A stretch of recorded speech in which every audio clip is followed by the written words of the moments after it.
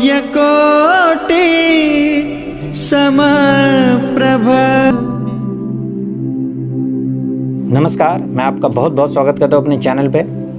तो देखिए, आज इस वीडियो में मैं चर्चा करने वाला हूँ पितृ दोष के बारे में। अर्थात पितृ दोष से रिलेटेड मैंने ऑलरेडी वीडियो डाल रखी है, उससे आप देख लीजिएगा।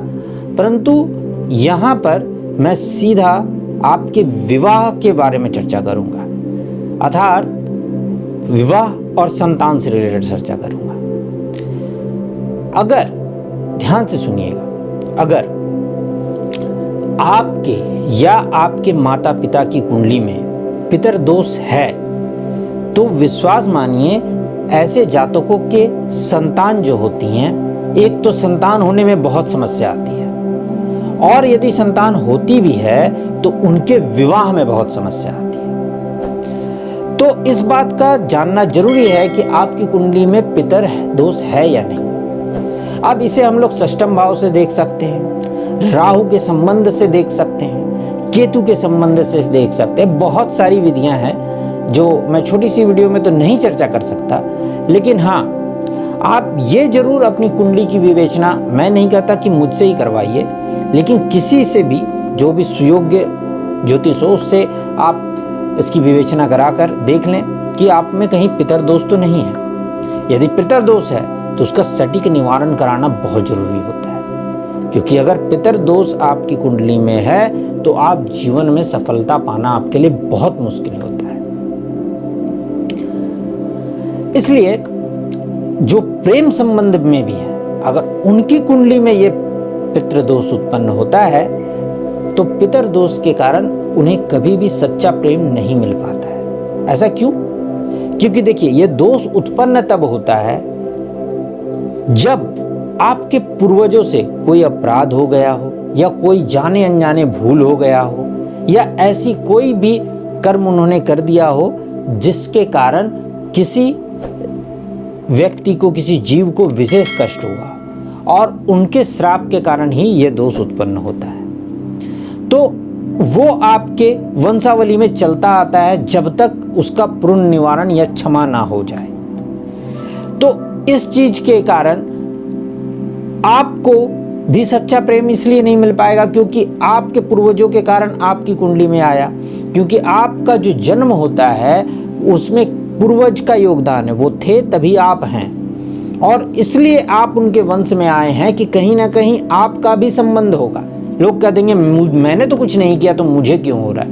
माना आपने इस जन्म में नहीं किया है, लेकिन कहीं ना कहीं आपका उस कर्म से कोई ना कोई संबंध होगा, तभी आप इस जन्म में उस वंशावली में उत्पन्न हुए हैं। तो इसका निवारण करना बहुत जरूरी होता है।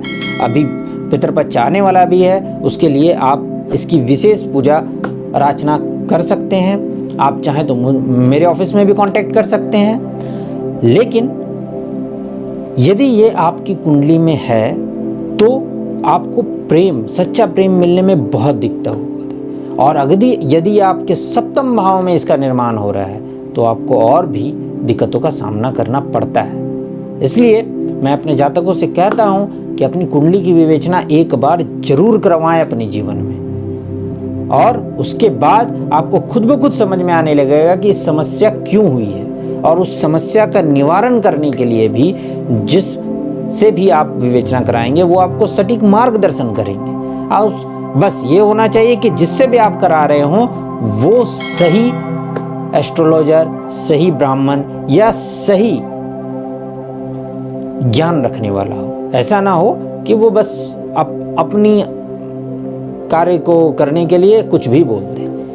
तो आपको एक सही मार्गदर्शन मिलेगा और इससे आपको बहुत लाभ होगा जीवन में। मैंने इस वीडियो में वैसे तो कुछ विशेष स्थिति के बारे में नहीं बताया, लेकिन पितृ दोष और आपके प्रेम संबंध के बारे में एक संबंध स्थापित कर दिया है उन लोगों के लिए जो लोग मुझे फ़ोन करते हैं और बोलते हैं सर मुझे बताइए कि ऐसा क्यों हो रहा है, लेकिन मैं आपसे अपॉइंटमेंट लेके बात नहीं कर सकता। तो उन लोगों के लिए कहा है कि आप ज़रूर आप किसी से भी आप हो सके या कहीं पे भी आप इसकी विवेचना करवाएं और इस चीज़ को ज़रूर देखें। तब तक और आने वाले ही पितृपक्ष में इसका उपाय भी कर लें तो आपको बहुत लाभ होगा। और बाकी मेरे पितृपक्ष से रिलेटेड आप वीडियो देख लें, उसमें आपको ये पता चल जाएगा कि ये कैसे निर्मित होता है और इसका क्या क्या फल हो सकता है। तब तक के लिए बस इतना ही, फिर किसी वीडियो में मिलता हूँ, तब तक के लिए नमस्कार।